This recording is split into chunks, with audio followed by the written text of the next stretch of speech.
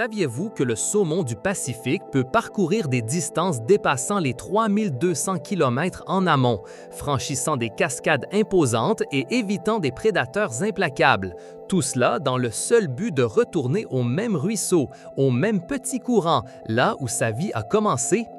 Ce phénomène, apparemment impossible, n'est pas un simple acte d'instinct aveugle, mais l'aboutissement d'une science étonnante qui les pousse vers leur lieu de naissance, un voyage de retour gravé dans leur propre essence. La migration du saumon représente l'une des prouesses les plus extraordinaires du règne animal, une odyssée qui traverse de vastes océans et des courants fluviaux stimulants. Il s'agit de poissons anadromes, ce qui signifie qu'ils naissent dans les eaux douces froides et cristallines des rivières et des ruisseaux, passent la majeure partie de leur vie adulte à grandir et à se nourrir dans l'immense océan salé et enfin, poussés par une force irrésistible, retournent dans les mêmes eaux douces pour se reproduire et, dans la plupart des cas pour les espèces du Pacifique, mourir. La raison fondamentale derrière cette prouesse est la survie de leur espèce. Les environnements d'eau douce, avec leur salinité moindre et la protection offerte par les structures fluviales, fournissent les conditions optimales pour le développement des œufs et l'éclosion des alevins, les jeunes saumons. Ces eaux sont relativement sûres pour les phases les plus vulnérables de leur cycle de vie, avant que les jeunes saumons n'acquièrent la force nécessaire pour affronter les défis du vaste océan. La science a partiellement démêlé les mécanismes complexes qui permettent au saumon de retrouver le chemin de son foyer ancestral. Le plus fascinant et crucial de ces mécanismes est l'empreinte olfactive, un sens de l'odorat extraordinairement développé qui leur permet de se souvenir du profil chimique unique de leur ruisseau natal. Dès l'instant où un jeune saumon, ou alevin, émerge de son œuf sur le lit rocheux de la rivière, son système olfactif commence à enregistrer et à stocker les nuances chimiques précises de cet environnement. Pensons-y comme une empreinte digitale moléculaire de l'eau, une combinaison irremplaçable de minéraux dissous, de composés organiques spécifiques de la végétation environnante, des bactéries et algues microscopiques qui habitent le lieu, et même des phéromones libérés par d'autres saumons de leur propre population. Cette empreinte est si puissante qu'après avoir passé des années à se nourrir et à grandir dans les profondeurs de l'océan et avoir parcouru des milliers de kilomètres, le saumon adulte est capable de détecter et de distinguer ces mêmes signaux chimiques même à des concentrations infimes. Les travaux pionniers du Dr Arthur Hassler, un biologiste de l'Université du Wisconsin, réalisés au milieu du XXe siècle, ont été fondamentaux pour valider cette hypothèse. Hassler et son équipe ont mené des expériences ingénieuses, démontrant que les saumons qui avaient été aveuglés pouvaient encore retrouver leur chemin vers la maison, tandis que ceux dont les narines avaient été occluses se désorientaient complètement et ne parvenaient pas à regagner leur courant d'origine. Ces recherches ont établi sans l'ombre d'un doute que le sens de l'odorat, et non la vue, était le principal guide dans leur incroyable voyage de retour, une révélation qui a transformé notre compréhension de la navigation animale. Outre l'odorat, les scientifiques ont découvert que le saumon utilise une boussole géomagnétique très sophistiquée, un sixième sens qui leur permet de percevoir le champ magnétique terrestre et de s'orienter grâce à lui. Durant leur phase océanique, lorsqu'ils se trouvent en pleine mer et loin de toute référence olfactive terrestre, on pense qu'ils utilisent les subtiles variations de l'intensité et de l'angle d'inclinaison du champ magnétique terrestre pour maintenir un cap général et naviguer à travers les vastes étendues océaniques. Des études menées sur des saumons juvéniles ont montré qu'ils sont capables de se réorienter dans des bassins de laboratoire lorsque le champ magnétique est manipulé, ce qui suggère une capacité innée à détecter ces signaux. Cette capacité est cruciale pour les guider vers les côtes continentales où les courants marins et les gradients chimiques commencent à être détectables et l'odorat peut prendre le relais comme outil de navigation dominant. D'autres facteurs contribuant à leur navigation incluent les courants océaniques et fluviaux qu'ils peuvent utiliser pour économiser de l'énergie ou pour s'orienter. Et dans une moindre mesure, les signaux visuels, surtout lorsqu'ils sont près des côtes ou à l'intérieur des rivières où ils peuvent reconnaître des points de repère topographiques. Certains chercheurs suggèrent également qu'ils pourraient utiliser la position du Soleil et potentiellement des étoiles, bien que leur contribution soit moindre par rapport à l'odorat et à la magnétoréception. La migration du saumon n'est pas un événement unique, mais une série de transformations physiologiques et d'étapes qui se succèdent tout au long de sa vie. La première phase cruciale est la smoltification, un processus étonnant où le jeune saumon, l'alevin ou parr, se transforme physiologiquement en smolt, se préparant à la vie en eau salée. Pendant la smoltification, leurs branchies, leurs reins et leur peau subissent des changements drastiques pour s'adapter à la forte concentration de sel de l'océan. Les branchies, par exemple, développent des pompes à ions spécialisées qui leur permettent d'excréter l'excès de serre du corps, tandis que leurs reins inversent leur fonction, passant de la production de grands volumes d'urine diluée en eau douce à la production de peu d'urine concentrée en eau salée. Ce processus est régulé par une danse hormonale complexe qui inclut la prolactine, l'hormone de croissance et le cortisol, entre autres. Une fois smoltifiés, les jeunes saumons entament leur première migration en aval vers l'estuaire et finalement vers l'océan, où ils passeront des années à se nourrir et à grandir jusqu'à atteindre la maturité sexuelle. La phase océanique est une période de croissance exponentielle. Selon l'espèce, ils peuvent passer d'1 à 5 ans en mer, accumulant les réserves de graisse et de protéines nécessaires à la migration de retour exténuante et à la reproduction. Ils se nourrissent d'un régime alimentaire varié qui comprend du krill, de petits poissons comme les sardines et les anchois et des calmars, ce qui leur permet d'atteindre des tailles impressionnantes. Cependant, l'océan est un endroit dangereux et le saumon doit échapper à une série de prédateurs, y compris les orques, les phoques, les requins, les oiseaux marins et d'autres poissons plus grands. Seule une fraction des millions d'alevins qui descendent vers la mer reviendra pour boucler le cycle de vie. Le point culminant de cette odyssée est la migration en amont, le retour au lieu de naissance. Ce voyage est une épreuve suprême d'endurance, de force et de détermination. Pendant cette étape, la plupart des saumons cessent de s'alimenter, vivant uniquement des vastes réserves d'énergie qu'ils ont accumulées dans l'océan. Ils doivent affronter une série d'obstacles naturels et de plus en plus artificiels. Les cascades sont un défi formidable.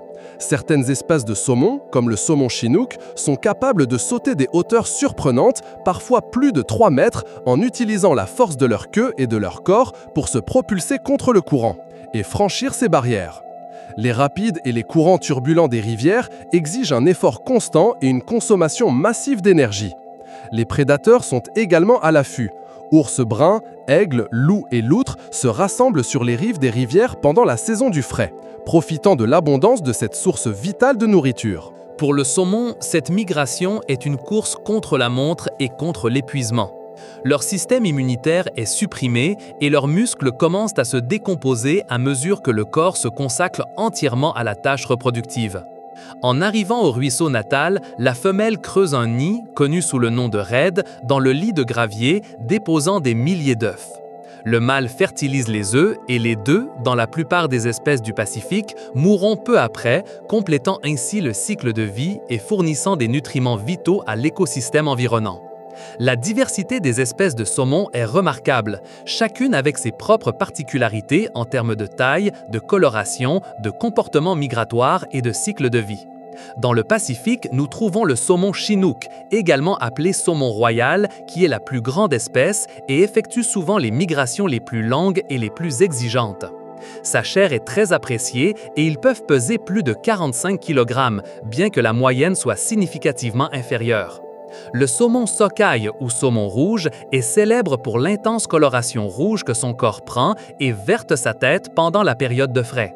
Ils dépendent beaucoup des lacs pour la phase d'alvinage et ont souvent des régimes alimentaires riches en zooplancton. Le saumon coho ou saumon argenté est connu pour son agilité et sa nature combative, ce qui en fait un favori parmi les pêcheurs sportifs. Le saumon keta ou saumon chien est une espèce de moindre valeur commerciale, mais d'une grande importance écologique de par son abondance et parce qu'il fournit de la nourriture à une large gamme de prédateurs. Le saumon rose ou saumon à bosse est la plus petite et la plus abondante des espèces du Pacifique, avec un cycle de vie très cohérent de 2 ans. Enfin, le saumon masu, également appelé sakura-masu, est une espèce asiatique au schéma migratoire unique qui présente souvent un dimorphisme sexuel prononcé pendant la reproduction. En revanche, le saumon de l'Atlantique, ou salmo salar, présente une différence fondamentale. C'est une espèce hétéropare, ce qui signifie qu'il peut survivre après la reproduction et retourner à l'océan pour frayer les années suivantes, contrairement à la plupart des espèces du Pacifique qui sont sémelpares et meurent après leur premier et unique cycle de reproduction. Cette capacité du saumon de l'Atlantique à répéter la migration et le frai en fait un cas unique et le rend particulièrement résilient face à certaines pressions environnementales. Sa répartition englobe les rivières des deux rives de l'Atlantique Nord, étant d'une importance culturelle et économique vitale pour de nombreuses communautés européennes et nord-américaines. L'importance écologique du saumon va bien au-delà de son propre cycle de vie. Ils agissent comme une espèce clé, un pilier fondamental dans les écosystèmes tant marins que fluviaux et terrestres adjacents. Pendant la migration de retour, les saumons transportent des nutriments marins essentiels, tels que l'azote et le phosphore, du vaste océan vers les écosystèmes d'eau douce et les berges. Lorsque les saumons meurent après le frai, leur corps se décompose dans la rivière, libérant ces nutriments qui sont absorbés par les insectes, les algues et la végétation riveraine. Un exemple étonnant de cela s'observe dans les forêts côtières de la Colombie-Britannique au Canada ou en Alaska aux États-Unis. Là, des études ont montré que les arbres proches des rivières où fraient les saumons ont une croissance plus vigoureuse et contiennent des isotopes d'azote marin dans leurs tissus. Cela signifiait que les nutriments accumulés par le saumon dans l'océan finissent par fertiliser le sol de la forêt, contribuant à la croissance de majestueux sapins et cèdres. De plus, les saumons sont une source de nourriture essentielle pour un vaste réseau trophique. Orses, aigles, loups, renards et même de petits insectes aquatiques en dépendent directement.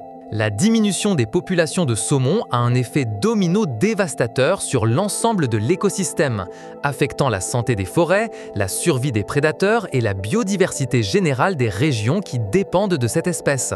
Malheureusement, l'étonnante migration du saumon est confrontée à des menaces importantes de nos jours, dont beaucoup sont d'origine humaine, qui mettent en péril sa survie et celle des écosystèmes qu'il soutient. La perte et la dégradation de l'habitat sont l'une des principales préoccupations. La construction de barrages et de réservoirs a historiquement bloqué des routes migratoires vitales, empêchant le saumon d'accéder à ses frayères ancestrales. Bien que des solutions comme les échelles à poissons aient été mises en œuvre, celles-ci ne sont pas toujours totalement efficaces et ne reproduisent pas la connectivité naturelle des rivières. L'urbanisation, l'agriculture intensive et la déforestation contribuent à la pollution de l'eau avec des sédiments, des pesticides et des engrais, ce qui affecte négativement la qualité de l'eau et l'habitat du saumon. Le changement climatique représente une autre menace croissante. L'augmentation de la température de l'eau dans les rivières et les océans peut être létale pour le saumon. Des températures élevées dans les rivières pendant l'été peuvent stresser et tuer les saumons qui remontent frayés. Dans l'océan, le réchauffement climatique altère les courants, la disponibilité de la nourriture et la distribution des prédateurs, affectant directement les taux de survie. La surpêche, tant commerciale que récréative, a également exercé une pression immense sur les populations de saumon. Bien que les réglementations soient devenues plus strictes, la demande mondiale reste élevée. L'aquaculture ou pisciculture, bien qu'elle soit une source de nourriture, présente des défis supplémentaires. Les élevages de saumon, souvent en cage marine, peuvent propager des maladies et des parasites, comme les poux de mer, aux populations de saumon sauvages. De plus, les évasions de saumon d'élevage peuvent entraîner une hybridation avec les populations sauvages, diluant la diversité génétique et l'adaptabilité des espèces natives. Face à ces menaces, divers efforts de conservation sont en cours pour protéger le saumon et son incroyable voyage.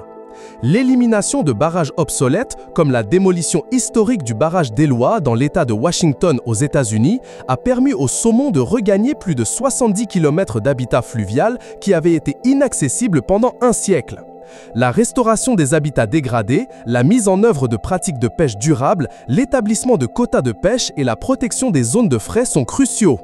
Les programmes de repeuplement et de marquage des saumons contribuent à étudier leurs routes migratoires et à mieux comprendre comment soutenir leur rétablissement. Les accords internationaux et la collaboration entre pays sont également fondamentaux, car le saumon voyage à travers de multiples juridictions. Malgré des décennies de recherche, l'étonnante précision de la navigation du saumon continue d'étonner les scientifiques. Les complexités génétiques qui sous-tendent leur impulsion migratoire, ainsi que l'impact exact des changements environnementaux subtils sur leur succès, sont encore à l'étude. La science continue de chercher à comprendre comment des facteurs tels que les oscillations climatiques à grande échelle influencent leur population et la disponibilité de la nourriture dans l'océan. Chaque année, des millions de saumons entreprennent ce voyage épique, un témoignage vivant de la persistance de la vie et de la sagesse complexe de la nature. Leur histoire est un rappel de la fragilité de nos écosystèmes et de l'urgente nécessité de protéger ces merveilles naturelles pour les générations futures. Explorateurs, cette incroyable histoire du saumon n'est qu'un aperçu de la complexité et de la beauté de notre planète. Si cette traversée du saumon a éveillé votre curiosité, comme elle l'a fait avec la nôtre, nous vous invitons à vous abonner à notre chaîne, à aimer cette vidéo, à laisser un commentaire avec vos réflexions ou questions et à partager ces connaissances avec plus d'explorateurs.